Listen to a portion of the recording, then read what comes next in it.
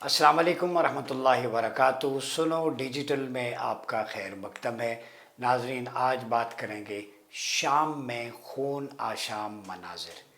जब हम बात करते हैं शाम की तो उससे मुराद सिर्फ सीरिया नहीं बल्कि होल होल रीजन ऑफ शाम है, जो टेरिटरी है शाम की। इसका पर्सपेक्टिव मैं आगे रखूँगा। आज हम जो बातें करेंगे, जो सवालात हैं, सबसे पहले कि शाम से मुराद क्या है। ठीक है, इसका ज़िक्र अहादीस मुबारका में भी मिलता है हमें। और ये जो सरज़मीन है, इसको बरकतों वाली सरज़मीन कहा गया है। ये कुरान मजीद में इसका रेफरेंस मौजूद है, वो मैं आपको रेफरेंस के साथ बात करूँगा। और शाम में कौन कौन से इलाके हैं, किन मुक़द्दस हस्तियों के मज़ारात वहाँ पे मौजूद हैं। हदीस में शाम के बारे में, यमन के बारे में क्या प्रेडिक्शंस हैं इस टेरिटरी के। एंड ऑफ टाइम, जो इसरातुश्शाअ जो हदीस में चैप्टर्स बयान हुए, अलामात क़यामत, उसके हवाले से इस सरज़मीन का क्या कनेक्शन है मौजूदा सूरत हाल में, सीरिया में या मिडल ईस्ट में, उस टेरिटरी में, फ़लस्तीन में जो कुछ हो रहा है, क्यों हो रहा है, क्या ये प्रिडिक्ट हुआ था हदीस में, और इसका सॉल्यूशन क्या है। हम एंड ऑफ टाइम में किस तरह से इन चीज़ों को अच्छे तरीके से समझ सकते हैं।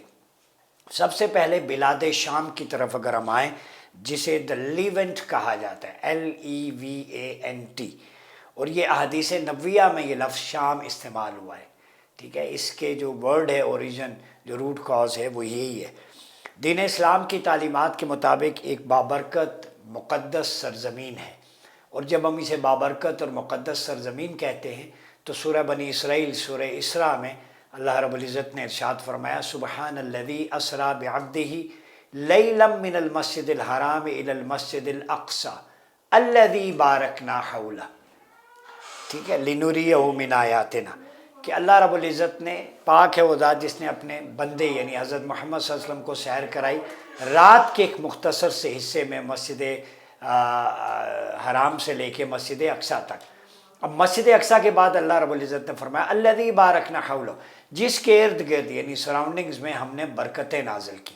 तो बाबरकत सरजमीन जो फ़लस्तीन की है, one of the major reason of the territory of Syria, जो शाम है, ये चूँकि फ़लस्तीन यरूशलेम का इलाका ये शाम का हिस्सा है, इस सारे एरिए को शाम कहते हैं। आगे मैं आपको बताऊंगा कि अहले इल्म ने, जोग्राफिया के जो माहिर हैं, उन्होंने कहा है कि शाम में कौन कौन से इलाके शामिल थे। तो शाम का मैं बयान कर रहा था कि मौजूदा मुल्क शाम जो है, सिर्फ ये शाम सीरिया शाम नहीं है बल्कि बिलाद शाम से मुराद उसमें फ़लस्तीन भी शामिल है और दीगर इलाके जिनका हम आगे ज़िक्र करेंगे, जिसको कुरान ने बाबरकत कहा है। तो मोमिनीन के लिए, बिलीवर के लिए ये शाम की सरजमीन, पूरा ख़ित्ता बाबरकत है। ठीक है, और इसमें अल्लाह रब्बुल इज़्ज़त ने बहुत ज़्यादा फर्टिलिटी रखी है एग्रीकल्चर पॉइंट ऑफ व्यू से। Land of pure and green इसे कहा जाता है। लैंड ऑफ प्योर, पाक अल्लाह के मुकर्रबीन के मज़ारात हैं यहाँ पे, वो मदफून है। और ग्रीन लैंड है यहाँ पे, जो ऑलिव्स आप देख लें, खजूर के, जैतून के दरख्त। तो अल्लाह ने कुदरती और मादनी ज़खायर से इस खित्ते को माला माल किया है। और मुसलमानों को इस बात पे इशारा है कि वो इन चीज़ों को एक्सप्लोर करें और अपने इस खित्ते की हिफाजत करें। इससे एक तो स्पिरिचुअल कनेक्शन आपका मजबूत होना चाहिए, उसके साथ दूसरा ये कि वहाँ के मिनरल्स और उसकी ज़मीन में अल्लाह ने आपके लिए ख़जाने रखे हुए। ठीक है, हिडन जो ट्रेजर्स कहा गया है, उसकी सरजमीन है। और इसकी जोग्राफियाई जो टेरिटोरियल बाउंड्रीज़ हैं, हदूद, वो उस ममलिकत से बहुत वसी हैं जिसे मुआसिर दुनिया में असर हाज़िर में सीरिया यानी शाम कहा जाता है। तो मासिर जो शाम है सीरिया, ये आपको पता है 1946 में फ़्रांस के कब्ज़े से आज़ादी हासिल की थी और दुनिया के नक्शे पे एक मुल्क की सूरत में नमूदार हुआ। इससे पहले शाम द लेवेंट, जैसे मैंने शुरू में कहा, इसे कहा जाता था। ये ख़ित्ता मौजूद था। और इसमें अब कौन कौन सी टेरिटरीज़ थी द लेवेंट में, जो अहदीस में लफ्ज़ इस्तेमाल हुआ है शाम का। जब अहदीस में शाम की बात होगी तो ये सारे ख़ित्ते शामिल होंगे, ये वाज़े रहे। इसमें फ़लस्तीन इंक्लूडिंग यरूशलेम, ये सारे टेरिटोरियल, वेस्ट बैंक, गदा, ये सब उसमें मौजूद हैं। इसराइल, मौजूदा शाम, उर्दन, ठीक है, जॉर्डन, लेबनान के सारे शाम की गोलान की पहाड़ियाँ समेत साइप्रस और तुर्की का एक सूबा शामिल है। तो ये सारे कुल मिला के इनको द लेवेंट शाम कहा जाता है। तो हमारे यहाँ जब शाम की बात होती है तो समझे एक मुल्क है, वो मुल्क अब है अलग नेशन स्टेट के तौर पे। जब ये नेशन स्टेट्स बनी उसके बाद की बात है, उससे पहले तक शाम पूरा खित्ता था। अहले इल्म और जोग्राफिया کے ماہر جو ان کی اگر میں لسٹ آپ کو بتاؤں تو ان کی ایک جماعت جن میں ابو اسحاق ہیں السختری، یاقوت الحموی، ابن شداد، زکریا القزوینی، شمس الدین سیوطی اور ڈاکٹر ابو شوقی خلیل، یہ وہ تاریخ دان ہیں، جغرافیہ کے ماہر. انہوں نے شام کی ایک جیسی حدود بیان کی ہیں، اور وہ طولن یعنی شمالاً جنوباً فرات سے عریش مصر، اور اردن یعنی شرقاً غرباً جبل طے سے بحر روم تک ہیں، یہ پورا ایریا. اور حالیہ جغرافیائی تقسیم کے تناظر میں شام سے مراد فلسطین، موجودہ شام، اردن اور لبنان کا علاقہ بنتا ہے اگر موسٹ ریسنٹ میں. تو اگرچہ احادیث میں شام سے مراد بلاد شام کہ جس میں موجودہ شام کے علاوہ فلسطین، اردن، لبنان بھی شامل ہیں، لیکن اس پورے خطے میں بیت المقدس، فلسطین میں بیت المقدس اور موجودہ شام میں دمشق کی اہمیت و فضیلت احادیث میں بطور خاص بیان کی گئی ہے. یعنی بیت المقدس جو فلسطین میں ہے اور شام میں دمشق، ان دو ریجنز کی احادیث میں زیادہ فوکس ملتا ہے ہمیں یہ خیر و برکت کے حوالے سے کہ ایمان یہاں پہ رہے گا، برکتیں ہوں گی. ٹھیک ہے، تو قرآن مجید میں کئی مقامات پر بلاد شام کی فضیلت ملتی ہے. اگر قرآنک پرسپیکٹو میں ہم اسے دیکھیں، اللہ رب العزت نے سورہ الانبیاء میں فرمایا، جو واضح اشارہ ملتا ہے ہمیں، وَنَجَّيْنَاهُ وَلُوطًا إِلَى الْأَرْضِ الَّتِي بَارَكْنَا فِيهَا لِلْعَالَمِينَ. قرآن مجید بالکل واضح ہے کہ ہم نے ابراہیم اور لوط علیہ السلام کو اسی سرزمین میں پناہ دی جسے ہم نے اہل دنیا کے لیے بابرکت بنایا ہے. اگر اس کو تفسیر کے ریفرنس میں لیں تو امام ابن جریر طبری میں، ٹھیک ہے، تفسیر طبری کے اندر بیان کیا ہے کہ اس آیت میں سرزمین شام مراد ہے، اور اہل علم کا اس بات پہ اتفاق ہے، اجماع ہے کہ ابراہیم اور لوط علیہ السلام کی ہجرت عراق سے شام کی طرف تھی. تو اللہ نے ان کو مائیگریٹ کیا فرام عراق ٹو سیریا، اس سرزمین کی طرف، شام کی طرف. تو اللہ نے فرمایا یہ بابرکت ہے. تو اہل دنیا کے لیے، صرف مسلمانوں کے لیے نہیں، سب کے لیے ایک ریجن آف پیس اللہ نے اسے قرار دیا تھا، ٹکڑا. ٹھیک ہے، آج جو خون کی ندیاں، خونہ شام مناظر وہاں پہ نظر آتے ہیں، یہ کیوں ہیں؟ یہ سوالیہ نشان ہے جب اللہ نے اسے بابرکت بنا دیا. اسی طرح بلاد شام کے بارے میں احادیث نبویہ پہ اگر ہم نظر دوڑائیں تو آپ صلی اللہ علیہ وسلم کی بہت ساری احادیث ہیں. سیدنا عبداللہ بن عمر رضی اللہ تعالیٰ عنہ سے مروی ہے کہ اللہ کے حبیب نے یہ دعا فرمائی تھی شام اور یمن کے بارے میں کہ اللہم بارک لنا فی شامنا، اللہم بارک لنا فی یمننا. قالوا یا رسول اللہ فی نجدنا، قال اللہم بارک لنا فی شامنا وفی یمننا. قالوا یا رسول اللہ فی نجدنا فأظن، قال فی الثالثہ ہناک الزلزال والفتن وبها یطلع قرن الشیطان. یہ حدیث کا متن ہے. ٹھیک ہے، اور اے اللہ ہمارے شام اور یمن میں برکتیں نازل فرمائے. آپ صلی اللہ علیہ وسلم نے یہ دعا فرمائی، یعنی شام اور یمن کے بارے میں. اور شام کے بارے میں جب برکت کی دعا ہے تو مطلب شام، فلسطین، اردن، اور آپ کے یہ جو لبنان، ترکی کا ایک صوبہ، یمن کے کچھ حصے، یہ سارے اس میں جو ہے وہ شامل ہیں. تو ان سب کے بارے میں برکت کی دعا ہے، یہ پورے شام کے بارے میں اور یمن کے بارے میں. پھر صحابہ نے فرمایا ہمارے نجد میں بھی برکت کی دعا فرمائیں. پھر آپ نے فرمایا شام اور یمن میں برکت کی دعا نازل فرمائیں. راوی کہتے ہیں تیسری مرتبہ اللہ کے حبیب نے نجد میں برکت کی دعا کی درخواست پر فرمایا وہاں زلزلے اور فتنے برپا ہوں گے اور وہیں سے شیطان کا سینگ برآمد ہوگا. یعنی سرزمین نجد کو، صرف نجد کا جو ٹیریٹری ہے، اس کو آپ صلی اللہ علیہ وسلم نے فتنے، زلزلے اور شیطان کے سینگوں کی آماجگاہ قرار دیا. یہ میں نہیں کہہ رہا، آپ صلی اللہ علیہ وسلم نے فرمایا. ٹھیک ہے، اب اس روایت میں اللہ کے حبیب صلی اللہ علیہ وسلم نے شام کے لیے تو برکت کی دعا کی اور اس خطہ ارضی کی فضیلت کی دلیل ہے. تو اس حدیث میں نجد سے کیا مراد ہے؟ اس میں اہل علم کی ڈفرینس آف اوپینین ہے. معروف جغرافیہ دان یاقوت الحموی اپنی کتاب موجم البلدان میں اہل عرب کے نزدیک کئی ایک نجد کے علاقوں کا ذکر کیا ہے. ان میں نجد ہے، نجد یمامہ، نجد حجاز، نجد یمن، نجد عراق، نجد خال، نجد عقاب، نجد عجا، یہ وغیرہ ٹیریٹریز شامل ہیں. یعنی ان میں سے شیطان کے سینگوں کا فتنہ برآمد ہوگا. پھر ابن عبد البر کا اپنی کتاب التمہید میں یہ قول ہے کہ اس میں حدیث میں نجد سے مراد نجد عراق ہے. امام خطابی اور امام ابن حجر رحمہم اللہ کا یہی قول ہے. علامہ البانی کا کہنا ہے کہ اس روایت کے متعدد طرق عراق کی طرف جاتے ہیں، کیونکہ بعض روایات میں نجد کی بجائے مشرق کے الفاظ ہیں۔ یہ کتابی صحیح بخاری کتاب المناقب میں بھی ہے، اور مدینہ کا مشرق عراق ہے۔ امام بخاری نے بھی اس حدیث پر الفتنۃ من قبل المشرق کا باب باندھ کر یہ واضح کیا ہے کہ نجد سے مراد مدینہ کے مشرق کی سمت ہے، مدینہ کا ایسٹرن جو ریجن ہے۔ دوسرا قول اس سے مراد نجد حجاز ہے، یہ ایک قول آپ کے سامنے دوسرا بھی رکھوں، لیکن اس قول کی صورت میں شیطان کے سینگ کے طلوع ہونے سے شیخ محمد بن عبد الوہاب کی طرف اس کی نسبت بعض لوگوں نے کی ہے، جیسا کہ علامہ البانی نے سلسلہ الصحیحہ میں لکھا ہے کہ یہاں جو ہے وہ نظریے سے بنیاد ہوتی ہے، شخصیات سے نہیں ہوتی، ٹھیک ہے۔ مقدس سرزمین تو فلسطین ہے، لیکن اس پر اسرائیلی ریاست کا تسلط ہے، تو ایک فتنے کی طرف بھی نجد حجاز کی طرف اشارہ کیا گیا ہے، وہاں سے ایک فتنہ اٹھے گا، اور بعض اقوال یہ بھی ہیں کہ اس فتنے نے خلافت عثمانی کا خاتمہ کیا، اور وہ پھر نیشن سٹیٹس عرب کی بن گئی، جس پہ خلافت جو ہے وہ ٹوٹ ہو گئی، کمزور ہو گئی جو ہے وہ پہلی جنگ عظیم کے بعد۔ تو خلافت کے ڈکلائن جو ہے وہ ان میجر نجد کا اس میں پارٹ تھا، وہاں کے کچھ لوگ تھے وہ انوالو تھے۔ ایک یہ قول میں نے آپ کا تاریخ کے آپ کے سامنے رکھ دیا۔ پھر زید بن ثابت سے ایک روایت مروی، آپ صلی اللہ علیہ وسلم نے فرمایا طوبیٰ للشام فقلنا لأی ذلک یا رسول اللہ صلی اللہ علیہ وسلم قال لأن ملائکۃ الرحمن باسط اجنحتها علیہا۔ آپ صلی اللہ علیہ وسلم نے فرمایا شام کے لیے خوشخبری ہو، طوبیٰ للشام۔ ہم نے کہا اللہ کے رسول صلی اللہ علیہ وسلم کس وجہ سے خوشخبری؟ تو آپ نے فرمایا رحمان کے فرشتوں نے اپنے پر شام پر پھیلائے ہوئے۔ حضور صلی اللہ علیہ وسلم کا فرمان ہے کہ شام کے علاقے کو رحمان کے فرشتوں نے اپنے پروں سے ڈھانپ رکھا ہے، اتنی مقدس سرزمین ہے۔ اور پھر یہ روایت بھی شام کے بابرکت ہونے کی دلیل ہے، اور علامہ البانی نے سلسلۃ الاحادیث الصحیحہ میں اس روایت کو صحیح قرار دیا ہے۔ پھر دور فتن میں شام میں قیام کی تاکید، جب فتنے ہوں تو شام میں قیام کرو۔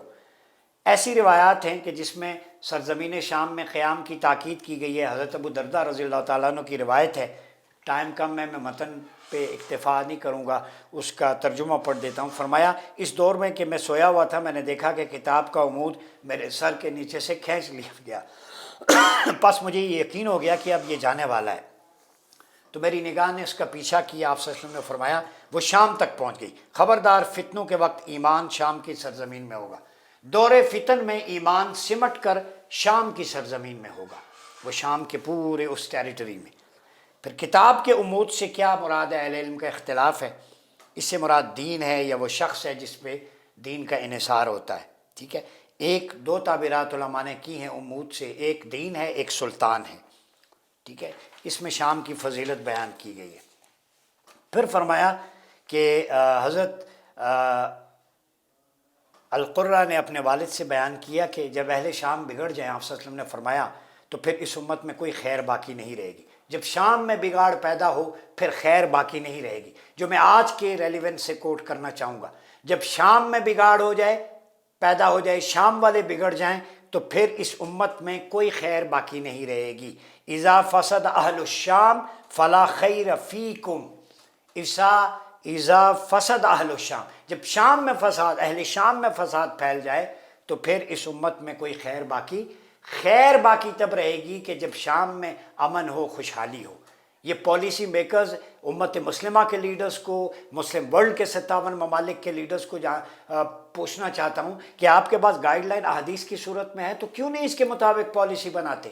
آپ صلی اللہ علیہ وسلم نے پریڈکٹ کر دیا کہ شام میں امن ہوگا، امت خیر میں ہوگی۔ جب اہل شام فساد میں پڑ جائیں تو امت میں کوئی خیر باقی نہیں رہے گی۔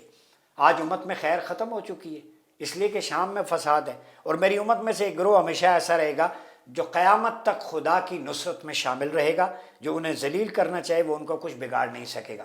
جو لوگ مظلومین کے ساتھ کھڑے ہوں گے جیسے غزہ کے لوگ ہیں، انہی کی طرف اشارہ ہے، جو اپنے حق کے لیے جہاد کے لیے لڑتے رہیں گے وہ خدائی مدد و نصرت شامل رہے گی۔ اللہ حزب اللہ هم الغالبون، حزب اللہ کا گروہ ہمیشہ غالب رہے گا، وہ ایک گروہ آپ صلی اللہ علیہ وسلم نے فرمایا۔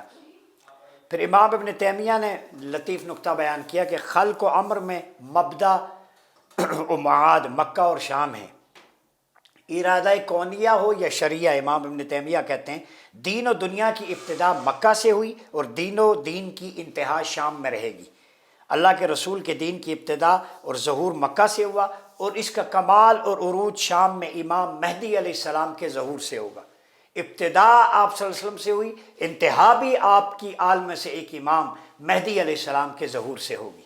یہ ریلیونس، جیسا کہ بعض روایت میں عیسیٰ بن مریم علیہ السلام کے نزول میں یہی بشارت ہے کہ دمشق کی مشرقی جانب موجود سفید منارہ پر 2 فرشتوں کے پروں پر ہاتھ رکھے ان کا نزول ہوگا۔ عبداللہ بن حوالہ رضی اللہ تعالی عنہ سے مروی ہے کہ رسول اللہ صلی اللہ علیہ وسلم نے ارشاد فرمایا کہ تمہارے دین اسلام کا معاملہ یہ ہوگا کہ تم لشکروں میں بٹ جاؤ گے، جیسے آج کل ہے عالم اسلام کی صورت۔ ایک لشکر شام میں، ایک عراق میں اور ایک یمن میں ہوگا۔ آج ایک عراق میں بھی لڑائی، شام میں بھی اور یمن میں بھی۔ ابن حوالہ نے کہا اے اللہ کے رسول، اگر اس زمانے کو پالوں تو کوئی وصیت فرمائے۔ آپ نے فرمایا شام کو پکڑ لو، وہ اللہ کی زمینوں میں سے بہتر زمین ہے، اللہ کے بہترین بندے اس کی طرف کھینچے چلے آئیں گے۔ اگر تمہارا ذہن شامی لشکر ساتھ دینے پر مطمئن نہ ہو تو پھر یمن کی طرف چلے جانا اور صرف اپنے گھاٹ سے پینا۔ اللہ تعالیٰ نے میرا اکرام کرتے ہوئے شام اور اہل شام کی ذمہ داری لی ہے۔ اللہ نے اپنے حبیب کا اکرام کیا ہے، شام اور اہل شام کی ذمہ داری رسول اللہ پر ہے۔ رسول اللہ نگہبان ہے شام اور اہل شام کے، وہ پورے ریجن کے، اردن، لبنان، فلسطین، شام، یہ ترکی کا ایک صوبہ سائپرس، یہ سارا علاقہ، اس پر نگہبانی ہے میرے مصطفیٰ کی، پرچم مصطفیٰ ہے۔ میں شام والوں سے، اس پوری ٹیریٹری میں فلسطین والوں سے کہتا ہوں گھبرائیں مت، ڈٹرمنٹ رہیں، آپ کی مدد و نصرت اللہ کی طرف سے ہے اور آپ پر رسول اللہ کا سایہ ہے، توجہات ہیں۔ آپ نے فرمایا اللہ نے میرے اکرام میں یہ کہا ہے کہ میں ذمہ لوں اہل شام کا۔ پھر البانی نے اس روایت کو بھی صحیح قرار دیا ہے۔ اس اپنے گھاٹ سے پینے کا اس حدیث میں کیا مراد ہے کہ اپنے آبی وسائل تک محدود ہو جاؤ، کیونکہ یہ دور فتن ہے، لہذا دوسروں سے گھاٹ کی استفادہ کی کوشش فتنے اور لڑائیوں میں مزید اضافے کا باعث بن سکتی ہے۔ نہر سویز، دیگر کانفلکٹ، باب جندب، مختلف جو وہاں پہ کانفلکٹ چل رہے ہیں، فرمایا اپنے علاقے کی اپنے آبی وسائل تک محدود ہو جاؤ، دوسرے میں انٹرفیئر کرو گے فتنے اور فساد میں۔ یہ پالیسی آپ صلی اللہ علیہ وسلم نے پہلے دے دی کانفلکٹ مینجمنٹ کی یا پریونشن کی۔ پھر یا مسلمان باہمی انتشار و افتراق میں ایسے پڑ جائیں گے تو اس دور میں موجود وسائل و ذرائع پر آپ صلی اللہ علیہ وسلم نے اکتفا کرنے کی تلقین کی ہے اور مزید حرص و ہوس میں مبتلا ہونے سے منع فرمایا ہے۔ پھر عبداللہ بن عمر فرماتے ہیں کہ ہجرت مدینہ کے بعد ایک اور ہجرت ہوگی۔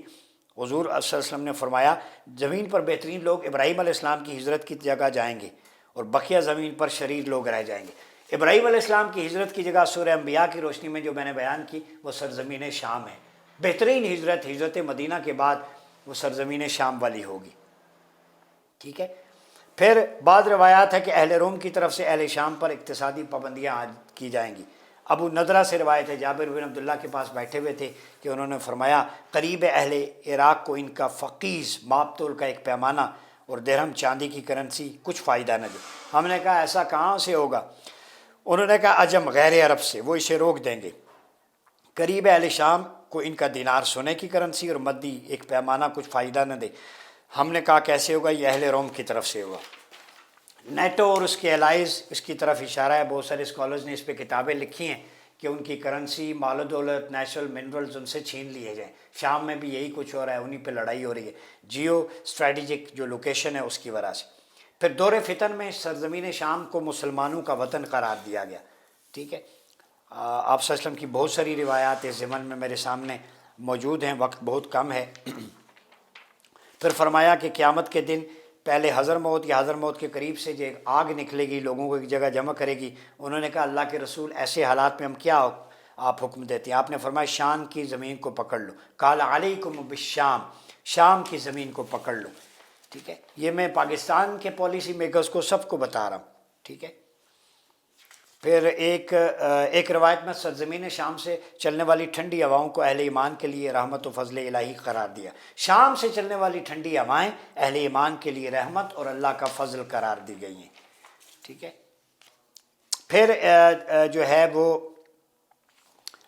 دمشق وہ دجال کی قتل گاہ بھی ہے، اس کے بارے میں بھی ہے۔ قیامت اس وقت تک قائم نہیں ہوگی جب تک عراق کے بہترین لوگ شام اور شام کے بدترین عراق نہ چلے جائیں۔ اللہ کے رسول نے فرمایا ایسے حالات میں شام میں سکونت اختیار کرو۔